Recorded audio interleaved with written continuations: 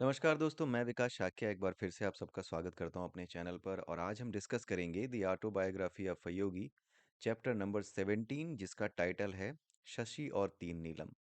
शशि जो है योगानंद जी के दोस्त का नाम था, उनके मित्र का नाम था। सो उसकी स्टोरी पर यहाँ पर फोकस किया गया है। अगर आप नॉर्मली इस बुक को पढ़ेंगे तो इस स्टोरी में कुछ खास आपको ऐसा नज़र नहीं आएगा, छोटी सी कुछ बातें बताई गई हैं। लेकिन हाँ, उसके पीछे एक मैसेज है, जो मैसेज बहुत इम्पोर्टेंट है और वो हमारी साइकोलॉजी से जुड़ा हुआ भी है।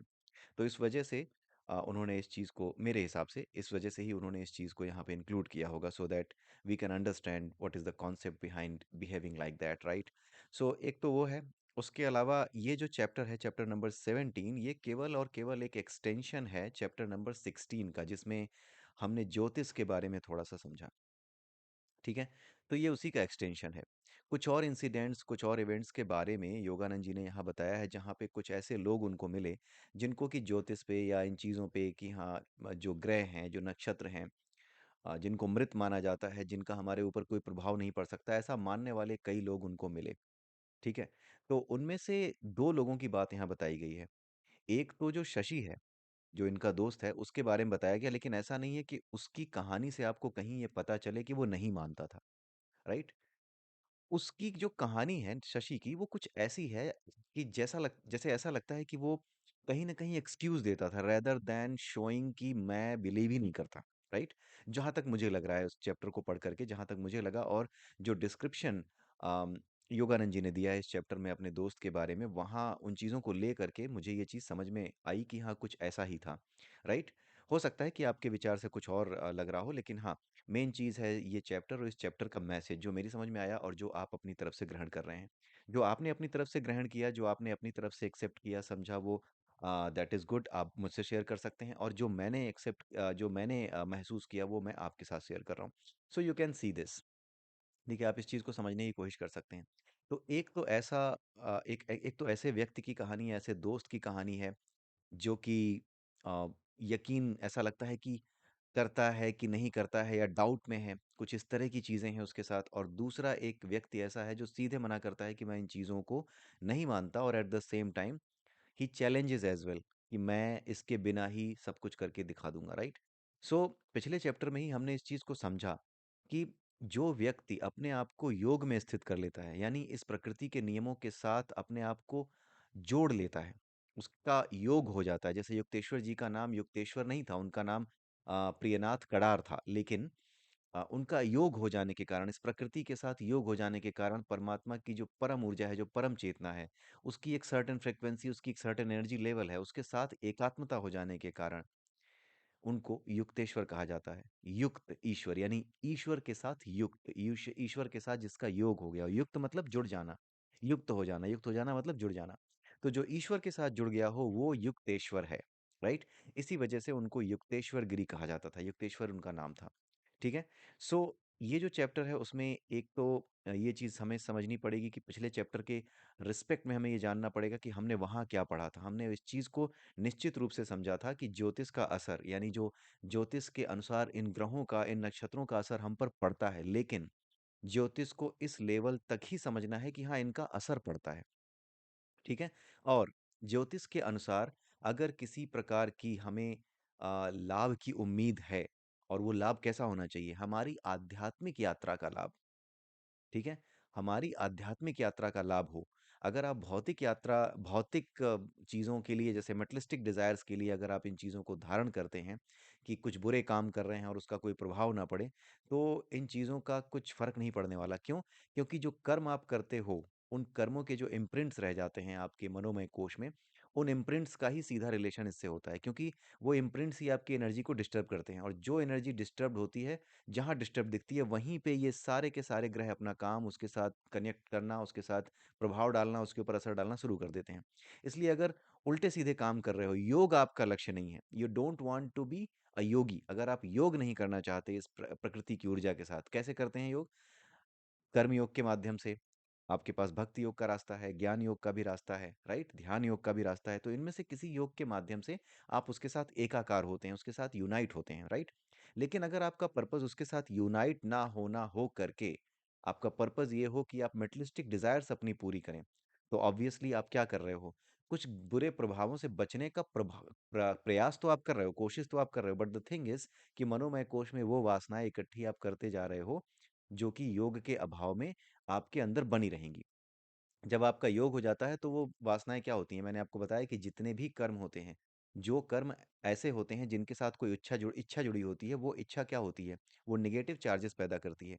उन नेगेटिव चार्जेस को जब आप अपना योग कर लेते हो प्रकृति के साथ, ईश्वर के साथ या उस परम ऊर्जा के साथ जिससे सब कुछ प्रकट है, जब आपका उसके साथ योग हो जाता है, इन दैट केस वो पूरी ऊर्जा एक तरीके से अर्थ की तरह है। जैसे अर्थ में चाहे कैसे भी लेवल की एनर्जी चली जाए, किसी भी लेवल की इलेक्ट्रिसिटी चली जाए, पॉजिटिव नेगेटिव सारे चार्जेस उसके अंदर क्या हो जाते हैं, न्यूट्रलाइज हो जाते हैं। उसी प्रकार से ईश्वर भी एक तरीके से इनफाइनाइट पोटेंशियल की एक जो है आप कंडक्टर आप उसको समझ सकते हैं, सिंपल लैंग्वेज में, साइंस की लैंग्वेज में इनफाइनाइट पोटेंशियल का कंडक्टर, जिसका विभव अनंत है। ठीक है, उस विभव, अनंत विभव के, यानी कि जो चार्ज किसी भी तरह का हो, पॉजिटिव हो नेगेटिव हो, हर तरह के चार्ज को अपने अंदर समाहित करके समाप्त कर सकता है वो। और वो कब होगा, जब आप उसके साथ यूनाइट होगे, यानी कि जब आप अपने आप को योग में लेकर के आओगे, कर्म योग के माध्यम से या ध्यान योग के माध्यम से या किसी भी एक योग के माध्यम से, जो कि भगवत गीता में आपने समझा होगा, पढ़ा भी होगा। इन सब चीज़ों के बारे में दिया गया है भगवत गीता में। तो ये चीज़ बताई गई है कि अगर आप योग कर लेते हो तो आपको ग्रहों की चिंता करने की कोई ज़रूरत नहीं है। लेकिन अगर आपने ग्रहों की चिंता इसलिए की है कि आप जो है अपने कर्मों को छुपाते रहो, तो आप अपने लिए बहुत बड़ी मुसीबत खड़ी कर रहे हो। क्यों? क्योंकि किसी जीवन में किसी ऐसे कर्म की वजह से, किसी ऐसे पुराने कर्म की वजह से कोई प्रेरणा आपको मिल गई कि हाँ, आप ये चीज़ें धारण कर सकते हो, आपको इस पर विश्वास हो गया। लेकिन आने वाले जीवन में जब ये बुरे कर्म इकट्ठे करके आप जाओगे, तो अगले जीवन में हो सकता है कि कोई प्रेरणा देने वाला ना हो और मिलेगा भी नहीं, राइट? क्योंकि ये प्रेरणाएँ ईश्वरीय दैवीय प्रेरणाएँ होती हैं, ठीक है? अगर आपके कर्म ही ऐसे हैं कि अभी आपको उनको काटना पड़ेगा, बिना उनको काटे उस लेवल पे नहीं आओगे कि आपको कोई प्रेरणा मिले, तो वापस अपने आप को आपने उसी चक्कर में फँसा लिया है। तो जब आपने अपने आप को उसी चक्कर में फँसा लिया है, तो नेक्स्ट लाइफ़ में क्या होगा? वो जो कृपा है, वो जो एक प्रेरणा है, जो मोटिवेशन है कि हाँ, ऐसा कर लो, वो मोटिवेशन फिर नहीं मिलेगी, अनटिल कि आप फिर से अपने कर्मों को काट के उस लेवल पे ना आ जाओ। इसलिए केवल और केवल ये कड़ा उन्हीं के लिए उपयोगी है, या ये जो जितना भी ज्योतिष के उपाय हैं, ये उन्हीं के लिए उपयोगी हैं और उन्हें ही करने चाहिए, उन्हीं को ही फायदा देंगे। भले ही अभी आपको लगे कि हाँ, इस जीवन में थोड़ा सा तो फायदा हो जाएगा, लेकिन वो फायदा अल्टीमेटली आपको केवल और केवल आपकी स्पिरिचुअल लाइफ में फायदा पहुंचाने के लिए उनका उपाय किया जाता है। उसके अलावा अगर कोई और उपाय है, तो फिर आप उस उपाय को मत कीजिए। और एक बार अगर ये एनर्जी आपको हेल्प कर गई कि आप अपने योग को, अपने आध्यात्म को आगे बढ़ाते हुए योग कर गए उस एनर्जी से, कर्म योग के माध्यम से, किसी भी योग के माध्यम से जो कि भगवत गीता में है, तो उसके बाद फिर इस ज्योतिष के हिसाब से जितने भी उपाय हैं, उन उपायों का महत्व, इनफैक्ट ज्योतिष का महत्व भी आपके लिए समाप्त हो जाएगा। क्योंकि ज्योतिष का महत्व केवल और केवल उनके लिए है जो सकाम कर्म करते हैं, यानी इच्छाओं वाले कर्म करते हैं, जो इच्छाओं से बन जाते हैं, वासनाओं से बन जाते हैं, किसी कर्म के साथ अपनी कोई वासना जोड़ लेते हैं, अपनी कोई इच्छा जोड़ लेते हैं। क्योंकि वो इच्छाएँ ही क्या करती हैं, इम्प्रिंट्स बनाती हैं आपके मनोमय कोश में, और जो इम्प्रिंट्स होते हैं वो आपकी एनर्जी को डिस्टर्ब करते हैं। जहाँ पर भी वो एनर्जी डिस्टर्ब दिखती है, वहाँ पर ये ग्रह क्या करते हैं, उसको सीधा करने की कोशिश करते हैं, और सीधा करने की कोशिश में आपके जीवन में दुखों का प्राकट्य होता है, दुख आपके जीवन में सामने आते हैं। उसी को कहा जाता है कि बुरे कर्मों के फल आ रहे हैं। बुरे कर्म कुछ और नहीं है, ऐसा कुछ भी जो कि अटैच्ड वे में किया गया है, अटैचमेंट के साथ किया गया है। अटैचमेंट के साथ किए गए काम आपसे बहुत बुरे-बुरे काम करवा देते हैं। किसी के साथ किसी को बुरा कह देना, किसी से घृणा हो जाना आपकी, किसी को मार देना, किसी के प्रति हिंसा कर देना, इस तरह के व्यवहार अटैच्ड कर्मों का रिज़ल्ट हैं। जब आप अटैच्ड होते हैं तो ऐसे कर्म होने लगते हैं अपने आप, राइट? जब आप अटैच नहीं होते तो ये कर्म भी नहीं होते। जब इस तरह के कर्म होते हैं तो फिर क्या होता है, किसी दूसरे के मन में आपके लिए बदले की भावना प्रकट होती है। जैसे आपने किसी के प्रति घृणा की, किसी को बहुत बुरी तरह से झाड़ दिया, लताड़ दिया, आपने उसको बहुत भले-बुरे शब्द कह दिए। तो उसके मन में भी जो भाव पैदा होते हैं, वो भी क्या है? बदले की भावना, या आपके प्रति एक तरह की नफ़रत कुछ पैदा हो जाएगी अगर उसके अंदर, तो उसके अंदर भी वो नेगेटिव चार्जेस फिर से पैदा हो जाएँगे। और वो जो नेगेटिव चार्जेस हैं, वो तब तक न्यूट्रलाइज़ नहीं होंगे, जब तक कि आपके लेवल पे वो सारी चीज़ें फ्लो होकर के नहीं आ जाती, राइट? क्योंकि वो आपसे ही जुड़ा हुआ है। अगर उसका शरीर खत्म भी हो गया और वो बदले की भावना लेकर के वो जीवन से चला भी गया, तो जब नेक्स्ट लाइफ आएगी तो आपको नहीं पता है, बट वो जो फ्री एनर्जी है वो आपकी तरफ फ्लो करने की कोशिश करेगी, फिर वो आपके आसपास कहीं अगले जीवन में भी आपके आसपास ही कहीं पैदा होगा। हो सकता है कि आपका दुश्मन या आपका ऐसा कोई आसपास का पड़ोसी बन के पैदा हो जाए जो आपसे इतनी बड़ी दुश्मनी रखे कि आपको जीने ना दे, राइट? तो ये सारी चीज़ें जो है इस तरीके से इम्पैक्ट होती हैं, राइट? क्योंकि एनर्जी एक बार आपके शरीर से फ्री हो गई, फिर आपका कोई कंट्रोल नहीं है, किसी का कोई कंट्रोल नहीं है। फिर ये नेचर क्या करती है, जिस एनर्जी से जिस तरफ वो फ्लो होना चाह रही है, राइट? जिससे वो जुड़ गई उसकी तरफ फ्लो होना चाह रही है, राइट?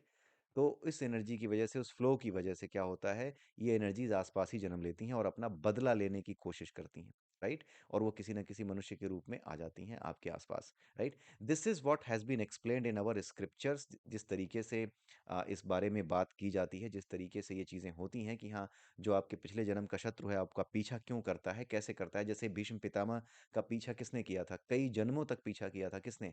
जो अम्बा थी, वो बार बार जन्म लेती रही और अंत में शिखंडी के रूप में जन्म लेकर के उसने जब तक मार नहीं दिया, उनके मरने का कारण नहीं बन गई भीष्म पितामह के, तब तक वो जन्म लेती रही, राइट? तो जिसका दिल दुख जाता है उसके भीतर भी वही नेगेटिव चार्जेस पैदा होते हैं। और अगर वो भी, जैसे अंबा भी अगर क्षमा कर देती, माफ कर देती भीष्म को, तो ये सब नहीं होता, वो पहले ही मुक्त हो जाती, वो बार बार जन्म नहीं लेती, राइट? लेकिन उसके भीतर वो नेगेटिव चार्जेस थे, तो जब तक वो पूरे खत्म नहीं हो गए, उसकी इच्छा पूरी होने पर वो खत्म हो गए कि हाँ, मार दिया मैंने। उसके बाद उसको शांति पड़ गई। लेकिन अगर कोई और भावना रही होगी तो उसने फिर से जन्म लिया होगा, फिर से उसकी चीज़ें आगे आई होंगी, राइट? तो ये वो चीज़ें हैं जो हमारे यहाँ डिस्क्राइब्ड हैं, हमारे यहाँ बताई गई हैं, राइट? तो अब वापस अपने चैप्टर पे आते हैं। आई होप कि जो बैकग्राउंड है वो आपको समझ में आया होगा कि मैं क्या बताना चाह रहा हूँ। द ओनली थिंग इज़ कि ये चैप्टर बहुत छोटा है, इसलिए यहाँ पे एक बैकग्राउंड के ज़रिए जो बेसिक मैसेज है इस चैप्टर का वो मैंने आपको समझाने की कोशिश की है। आइए अब देखते हैं इस चैप्टर को। तो ये जो चैप्टर, जैसा कि मैंने पहले आपको बताया कि एक्सटेंडेड एक्सप्लेनेशन ऑफ चैप्टर 16 है विद सम अदर इवेंट्स, ठीक है? उसके अलावा एक इसमें जो है क्या है, एक डॉक्टर की स्टोरी है जो पूरी तरह से एथीस्ट है, जो सीधे-सीधे मना करता है कि नहीं, मैं नहीं मानता इन चीज़ों को। तो आप पढ़ लीजिएगा उनके बारे में, शुरुआत के ही पहले 2 पेजेज़ के अंदर ही चैप्टर नंबर 17 में आपको उन डॉक्टर की स्टोरी मिल जाएगी, राइट? कुछ ख़ास नहीं है, वो विश्वास नहीं करते थे और लास्ट में जो है जब उनकी तबीयत खराब हुई और अ, जब उनको कहा गया कि हाँ, आप एक कड़ा पहन लीजिए या फिर ग्रह शांति के लिए कोई कड़ा ले लीजिए, तो उन्होंने पहन लिया, मन मार के पहन लिया and all of a sudden वो थोड़े से ठीक हो गए। बट युक्तेश्वर गिरी जी ने पहले ही बता दिया था कि ये बचेंगे नहीं, राइट? उन्होंने पहले ही बोल दिया था कि कड़ा वड़ा कुछ नहीं, ये बचेंगे नहीं, राइट? तो कड़ा मिलने से सिर्फ और सिर्फ उनका जो विश्वास था, जो डिगा हुआ था कि हाँ, ऐसी कोई चीज़ नहीं होती, उस विश्वास को मजबूती एक बार को मिल गई, राइट?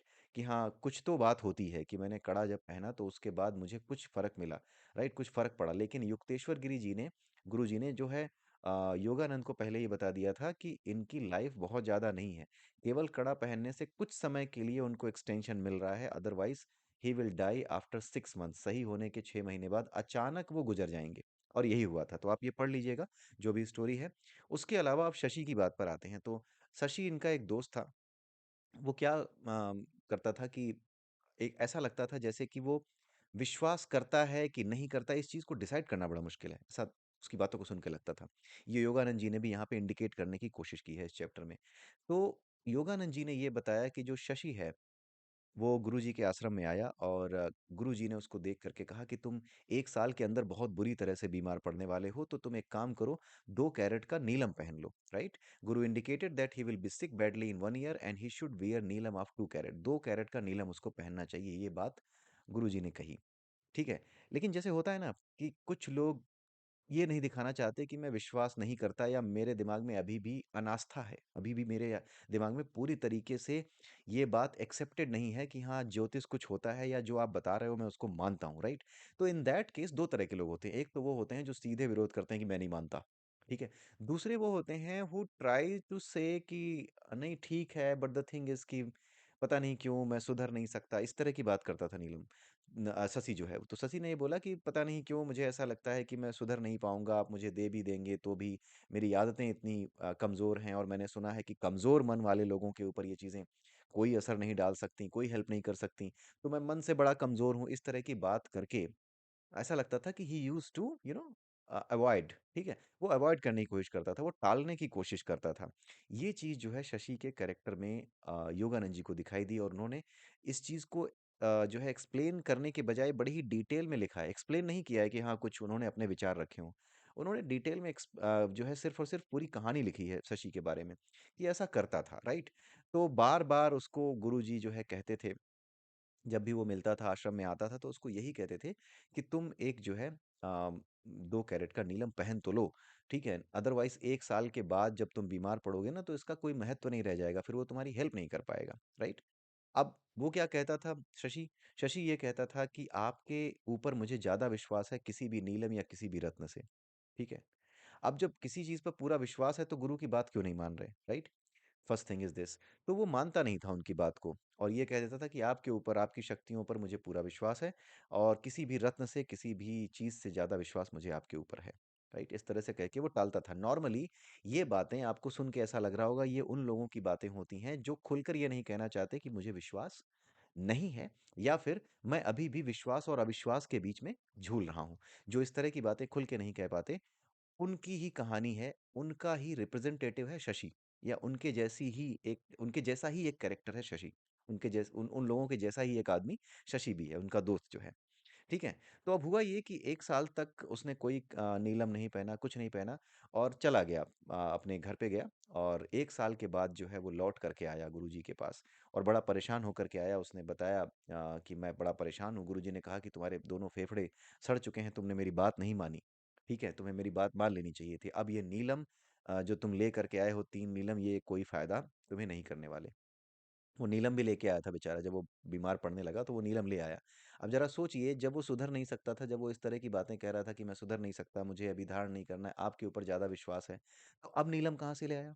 इट मीन्स कि जब परेशान होने लगा वो, जब उसकी ज़िंदगी उसको लगी वाक़ई में कि हाँ, जो गुरुजी ने कहा था कि 1 साल बाद 1 साल बाद तुम जो है बीमार पड़ जाओगे। अब जब वो बीमार पड़ने लगा और कोई रास्ता उसको नहीं दिखा, तब उसको लगा कि यार मुझे नीलम ले लेना चाहिए। जैसे होता है ना कि डॉक्टर कहता रहे कि मत खाओ ये मतलब ये दवाई खाओ और आप कहते हो नहीं ठीक है यार सब सही हो जाएगा। लेकिन अल्टीमेटली क्या होता है आपको पता लगता है कि आपकी हालत तो अब जो है बहुत बुरी हो रही है। तो in that case what you do? You take that medicine. आप उस मेडिसिन को लेना शुरू कर देते हो कि गुरु अब महाराज अब तो बचा लो। अब डॉक्टर कहता है कि यार अब ये दवा खा के क्या करोगे? तुम्हें मैंने शुरू से कहा था कि खाते रहते थोड़ा-थोड़ा, तो आज स्थिति ये ना होती लेकिन तुमने खाया ही नहीं। अब तुम जो है बुरी तरह से जब बिल्कुल चंगुल में फँस चुके हो बीमारी के तब सोच रहे हो कि ये 2-3 गोलियाँ सुबह-शाम खा कर के तुम जल्दी से ठीक हो जाओगे, नॉट पॉसिबल, ठीक है? यही चीज़ इसके साथ हुई शशि के साथ। तो शशि जब पहुँचा तो गुरुजी ने उसको फटकार लगाई कि मैंने तुम्हें बोला था और अब तुम जाओ यहाँ से, मैं तुम्हारी कोई हेल्प नहीं कर सकता। तो गुरुजी क्या कर रहे थे, वो उसकी परीक्षा ले रहे थे, उसको परेशान कर रहे थे ताकि उसके विश्वास को जमाया जा सके, दृढ़ किया जा सके। ठीक है, लेकिन जो है वो इतना आसान नहीं था क्योंकि शशि क्योंकि अब मर रहा था तो इस वजह से क्या था कि वो गुरुजी के पैरों में गिरा हुआ था कि भाई मेरी हेल्प करिए।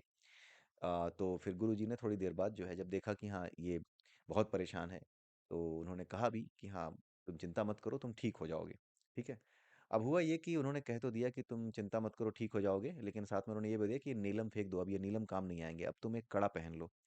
तो यहाँ पर एक चीज़ और पता लगती है कि समय के अनुसार जैसे-जैसे ग्रह नक्षत्रों के जो है स्थितियाँ बदलती हैं, जैसे ग्रहों की स्थितियाँ बदल गई, नक्षत्रों की स्थितियाँ बदल गईं, तो किसी समय पे कोई रत्न काम करता है और किसी दूसरे समय पे नक्षत्रों के हिसाब से उनकी गति, उनकी स्थिति बदलने के हिसाब से कोई दूसरा रत्न काम में आ जाता है। हर समय एक ही रत्न काम कर पाए ऐसा नहीं होता।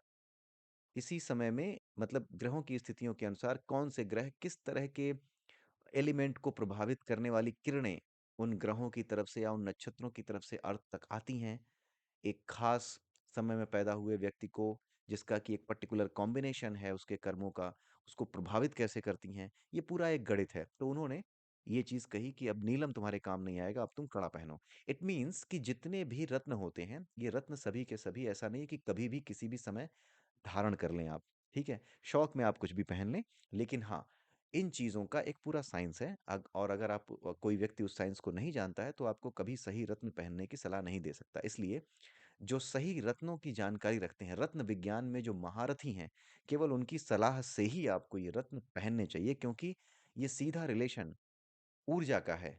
जो पूरी एनर्जी है, जो फ्रीक्वेंसी की एक पर्टिकुलर फ्रीक्वेंसी की वेव्स आ रही हैं, इस समय अर्थ और सन जो सन के चारों ओर जो अर्थ हमारी चक्कर काट रही है, तो चक्कर काटते समय इस समय हमारी अर्थ किसी एक नक्षत्र के अंतर्गत होगी। भरणी हो सकता है, ठीक है? कुछ भी हो सकता है, भरणी नक्षत्र है, उत्तरापद नक्षत्र है, बहुत से नक्षत्र हैं, 27 नक्षत्र हैं, तो उनमें से किसी नक्षत्र में हो सकता है। तो उन नक्षत्रों से आने वाला प्रकाश, उससे आने वाली किरणें हमारे ऊपर क्या असर डालती हैं, उसके अनुसार कौन सा रत्न है ऐसा इस पृथ्वी पर जो कि उसके साथ ट्यूनिंग बैठा करके हमारे पास आने वाली किरणों की दिशा को एक सही दिशा में डाल सकता है, एक इस तरीके से डाल सकता है कि they work like a medicine for us, right?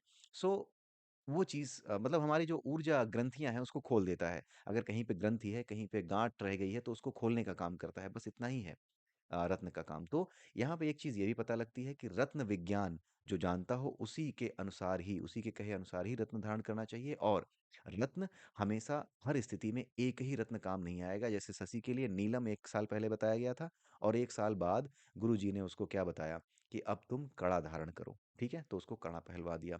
जब कड़ा पहन लिया उसने तो कुछ दिनों के लिए वो फिर से बीमार रहा, बहुत दिनों तक बीमार रहा उसके बाद भी। और इतना ज़्यादा बीमार रहा कि योगानंद जी को भी डाउट हो गया कि यार पता नहीं बचेगा कि नहीं, और गुरुजी ने सही में बताया है जो वो होगा भी या नहीं, ये बच पाएगा कि नहीं। तो एक बार वो गुरुजी के पास पहुंचे, उनको भी डाउट हुआ कि होगा या नहीं। तो गुरुजी ने बोला कि मैंने तुमसे कह दिया था ना कि वो ठीक हो जाएगा, तो तुम मुझ पे विश्वास क्यों नहीं कर रहे? तो इतनी बात सुन करके फिर योगानंद जी जो है चले जाते हैं। उन्हें समझ में आ गया कि हाँ, अगर वो कह रहे हैं गुरुजी तो कुछ ना कुछ बात जरूर होगी। और कुछ दिनों में शशि जो है वापस ठीक हो गया। जब वो ठीक हो गया, अब यहाँ पे अगली बात बताई जा रही है। जब वो ठीक हो गया तो हुआ क्या कि उसके बाद, ठीक होने के बाद कभी भी वापस लौट करके नहीं आया युक्तेश्वर जी से मिलने। युक्तेश्वर जी से मिलने कभी भी लौट करके नहीं आया। अब आप यहाँ पर एक खास आदमी की खास कैरेक्टरिस्टिक्स को देख रहे हैं और उन कैरेक्टरिस्टिक्स के बारे में ही योगानंद जी हमसे इशारा करना चाह रहे हैं कि इस तरह की कैरेक्टरिस्टिक्स वाले लोगों से बचना चाहिए, या इस तरह की कैरेक्टरिस्टिक्स वाले लोग भी हमारे आसपास होते हैं जो कृतज्ञ होते हैं, यानी कि अनग्रेटफुल होते हैं जो, ठीक है? इस तरह के लोग ही अनग्रेटफुल होते हैं और वो बातें भले ही चिकनी चुपड़ी करें, मीठी करें और अपने आप को विक्टिमाइज दिखाएं या फिर अपने आप को बड़ा ही ऐसा दिखाएं कि नहीं मैं तो इस लायक नहीं हूँ, या मैं बिल्कुल कुछ कर नहीं सकता, या मेरा मन कमजोर है, मतलब कुछ भी एक्सक्यूज ऐसा दें जो कि ऐसा लगे कि कोई सामने वाला कुछ कह ना पाए, राइट? उसको उनको डाँट ना पाए, उनको कह ना पाए, बिल्कुल अपनी कमियाँ दिखाने लगेंगे कि मैं ये नहीं कर सकता, मैं रोक नहीं पाता अपने आप को, मैं क्या बताऊँ? इस तरह की बातें करते हैं, तो उन्हीं में से एक शशि था। तो उसी की बात यहाँ पे उन्होंने बताई है, तो अंत में हुआ ये कि शशि के बारे में उन्होंने बोला कि ये कभी भी गुरुजी से मिलने नहीं आया अपनी पूरी लाइफ़ में उसके बाद। तो ये जो बात है कि वो कभी मिलने नहीं आया, ये जो बात हुई है, इसके बारे में कमेंट किया है योगानंद जी ने कि उसके अंदर कुछ बुरी चीज़ें प्रवेश कर गई थी। ऐसा लगता है कि उपचार के बाद कुछ उसके अंदर बुरी आदतें प्रवेश कर गई थी। उसके अंदर अविश्वास पैदा हो गया था, उसके अंदर अनग्रेटफुलनेस पैदा हो गई थी, वो अनग्रेटफुल हो गया था, कृतज्ञ जिसको शुद्ध हिंदी में कहते हैं, ऐसा हो गया था जो एहसान को ना मानने वाला या आशीर्वाद, गुरु के आशीर्वाद का अपमान करने वाला, कुछ इस तरीके का व्यक्ति हो गया था वो। तो जब योगानंद जी ने पूछा उससे, अब जरा ध्यान से सुनिएगा उसकी बात, जो शशि की बात है, जो क्वेश्चन पूछा था योगानंद जी से, योगानंद जी ने, तो जो आंसर वो देगा ना, ये इस आंसर को आप पहचानते होंगे, अक्सर इस तरह के आंसर्स आपने सुने होंगे, ठीक है? बहुत कम सुने होंगे लेकिन सुने जरूर होंगे। ऐसे लोगों से जो चिकनी चुपड़ी या फिर जो है भ्रम में रहने वाले या दूसरों को भ्रम में रखने वाले लोग होते हैं, या अपना स्वार्थ सीधा करके, अपना उल्लू सीधा करके निकल जाने वाले लोग होते हैं। ऐसे लोगों के बारे में ही ये शशि का जवाब आपको एक तरीके से गाइडिंग लाइट की तरह काम करेगा। तो शशि से जब पूछा कि तुम आते क्यों नहीं गुरुजी से मिलने? योगानंद जी ने पूछा कि तुम गुरुजी से मिलने आते क्यों नहीं? क्या बात हो गई है? तो शशि ने कहा कि मैं क्या बताऊँ? मेरे पुराने काम ऐसे रहे हैं, मैंने गुरुजी पे भरोसा नहीं किया था। जब उन्होंने मुझसे कहा था नीलम धारण करने को तो मैंने धारण नहीं किया। मैंने उनकी बात नहीं मानी। अब मुझे इतनी शर्मिंदगी होती है, मुझे इतनी लज्जा आती है कि मैं अपना मुँह नहीं दिखा सकता उनको। तो मर रहे थे तब क्यों चले आए थे मुँह दिखाने? तो वही चीज़ है। तो यहाँ पर ऐसे लोगों के बारे में बताया गया है कि गुरु ऐसे लोगों पर भी कृपा करते हैं, ऐसे लोगों में भी स्कोप देखते हैं, ठीक है? वो सब पे कृपा करते हैं। उन्हें पता होता है कि ये धोखा दे रहा है, लेकिन फिर भी जो उनकी शरण में आता है, उसकी उस स्तर पे हेल्प ज़रूर करते हैं कि जिस स्तर पे उसके वापस लौट आने का या अध्यात्म में चले आने का, उनकी शरण में आ जाने का अवसर हो। बाकी उसके ऊपर है कि वो आता है कि नहीं आता है। लेकिन जिसके अंदर भी स्कोप दिखता है, जो भी उनकी शरण में आता है, उसकी वो हेल्प ज़रूर करते हैं। लेकिन आप यहाँ पे शशि का कैरेक्टर देख सकते हैं कि वो कितना एक तरीके से निंदनीय या फिर एक आप इंग्लिश में I don't know what what to say, निंदनीय मतलब होता है जिसकी बुराई ही की जा सकती है, इस तरह का कैरेक्टर है उसका। ठीक है? तो ये चीज़ थी, ये 2 तरह के लोगों के बारे में बताया गया और आई होप कि I am able to explain you whatever this chapter wants to say and whatever I have understood.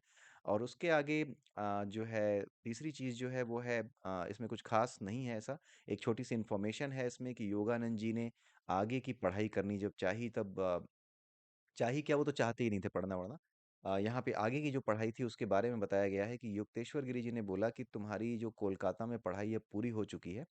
अब मैं ये चाहता हूँ कि तुम जो हायर एजुकेशन है, जो ग्रेजुएशन है, पोस्ट ग्रेजुएशन है, वो अब तुम मेरे साथ श्री रामपुर में रहकर ही करो। तो योगानंद जी ने बोला कि ऐसा कोई कॉलेज तो है ही नहीं श्री रामपुर में, तो आप कहाँ से जो है मैं आपके पास रह पाऊँगा। तो युक्तेश्वर जी ने बस ऐसे ही कहा उनसे कि कोई बात नहीं, मुझे तुम्हारे लिए कॉलेज लग रहा है, खुलवाना पड़ेगा। ये बात उन्होंने कही। और जब ये बात उन्होंने कही तो उस समय योगानंद जी को लगा कि पता नहीं कैसे मतलब क्यों कह रहे हैं ऐसी बात। लेकिन कुछ दिनों बाद क्या हुआ कि जो कोलकाता यूनिवर्सिटी है, कलकत्ता यूनिवर्सिटी के प्रोफेसर थे हावेल, उन्होंने बोला कि कुछ इंतजाम हो गया है पैसों का और श्री रामपुर में एक कोलकाता यूनिवर्सिटी से एफिलिएटेड कॉलेज हम खोलने जा रहे हैं। और ये जब खुला तो योगानंद जी को समझ में आ गया कि जो गुरु हैं उनके, वो इन चीज़ों का आभास कर लेते हैं या फिर उनको पता होगा या जिस तरीके से भी हो, लेकिन he was able to understand कि हाँ, ऐसा कुछ होने वाला है। वो जान सकते थे कि ऐसा कुछ होने वाला है, जिसको सिक्स्थ सेंस कहते हैं, राइट? तो it could be sixth sense, it could be like कि उनको ब्लेसिंग्स थी इस चीज़ की कि he is able to understand and he is able to know कि what is going to happen, क्या होने वाला है आगे, राइट? कुल मिलाकर के आभास, जिसको पूर्वाभास कहते हैं, सिक्स्थ सेंस वाली चीज़ जो कई बार आप लोगों ने भी महसूस की होगी, राइट? कई बार ऐसा होता है कि हाँ, हमारे मन में एक खटका लग जाता है कि यार ऐसा ना हो जाए। और वाक़ई में हम कई बार ये महसूस करते हैं कि अगर हमने डिसीज़न ना लिया होता तो वाक़ई में वैसा होने वाला था, या फिर हमने डिसीज़न नहीं लिया तो हमें दिख जाता है कि देखो हमने ऐसा सोचा था और ऐसा ही हो गया, राइट? तो वो सिक्स्थ सेंस ऐसे लोगों की जो स्पिरिचुअल होते हैं काफ़ी हाई होती है। That is one of the things जो कि इंडिकेट करना चाह रहे हैं योगानंद जी यहाँ पे। और इतना ही है इस चैप्टर में, ठीक है? मतलब मैंने कोशिश की है कि मैं इसको डिटेल में इलैबोरेट करूँ। आई होप कि उस कोशिश में मैं कामयाब हो पाया। अगर नहीं भी हुआ हूँ तो आप अपने विचार रखिएगा, मुझे बताइएगा। और निश्चित रूप से ये चैप्टर्स केवल आप यहाँ पे सुनिए मत, आप जाकर के पढ़िए ज़रूर। पढ़ने के बाद आपको समझ में आएगा कि क्या बुक में एक्चुअली लिखा गया है, और आपका जो माइंड है वो ज़्यादा एलेबोरेट कर पाएगा। व्हाटएवर हैज़ बीन रिटन ना, उसको देख करके आप ज़्यादा एलेबोरेट कर पाओगे, राइट? तो इसी के साथ ये वीडियो यहीं पे समाप्त होता है। अगले वीडियो में चैप्टर 18 के साथ मैं आपसे फिर मिलूँगा। तब तक के लिए जय सिया राम, जय श्री कृष्णा, जय श्री राधे।